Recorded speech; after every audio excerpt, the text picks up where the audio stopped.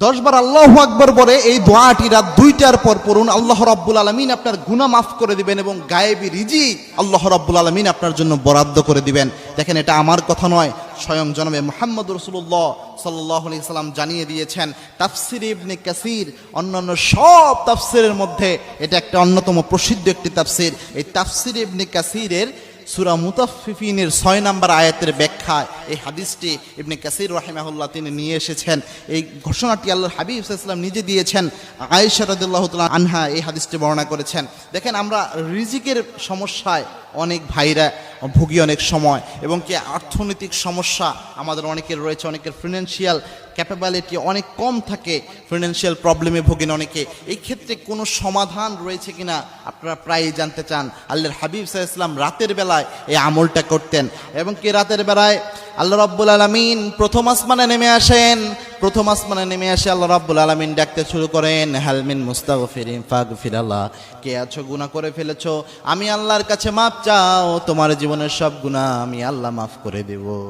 কে আছো, কার রিজিকের সমস্যা, কার অর্থনৈতিক সমস্যা, কার কোন সমস্যা রয়েছে, আমি আল্লাহ রাব্বুল আলামিনের কাছে চাও, তোমার সব সমস্যা আমি আল্লাহ সমাধান করে দেব। আল্লাহ এইভাবে এলান করতে থাকেন, ডাকতে থাকেন। শেষ রাতে এসে মিশকাতুল মাসাবিতি হাদিসটি এসেছে, আল্লাহ রাব্বুল আলামিন বান্দাদের উদ্দেশ্যে এইভাবে আহ্বান করতে থাকেন। ওই অবস্থায় কোনো বান্দা যদি আল্লাহ রাব্বুল আলামিনের কাছে চায়, রাতের বেলায় কোনো বান্দা যদি আল্লাহ রাব্বুল আলামিনের কাছে কিছু চায়, আল্লাহর হাবিব সাল্লাল্লাহু আলাইহি সাল্লাম জানিয়েছেন সেই দোয়া আল্লাহ রাব্বুল আলামিন খালি হাতে ফেরত দেয় না। সেই বান্দার ডাক আল্লাহ রাব্বুল আলামিন কখনো ফিরিয়ে দেয় না। এই রাতের বেলায় আল্লাহর হাবিব সাল্লাল্লাহু আলাইহি সাল্লাম যখন সালাত আদায় করতে উঠতেন, নাসাই শরীফের 299 নম্বর হাদিস এটি, আল্লাহর হাবিব সাল্লাল্লাহু আলাইহি সাল্লাম তাহাজ্জুদ পড়তে উঠে বিশ্বনবী সাল্লাল্লাহু আলাইহি সাল্লাম নামাজে দাঁড়ানোর পরে আল্লাহর হাবিব সাল্লাল্লাহু আলাইহি ওয়াসাল্লাম প্রথমে 10 বার আল্লাহু আকবার বলতেন, এরপরে 10 বার সুবহানাল্লাহ বলতেন, 10 বার আলহামদুলিল্লাহ বলতেন, 10 বার আস্তাগফিরুল্লাহ পড়তেন। এরপরে আল্লাহর হাবিব সাল্লাল্লাহু আলাইহি ওয়াসাল্লাম এই দোয়াটা করতেন, আল্লাহুম্মা গফিরলি ওয়ারহামনি ওয়ারযুকনি ওয়াআফিনি। এই দোয়াটা আল্লাহর হাবিব সাল্লাল্লাহু আলাইহি ওয়াসাল্লাম করতেন।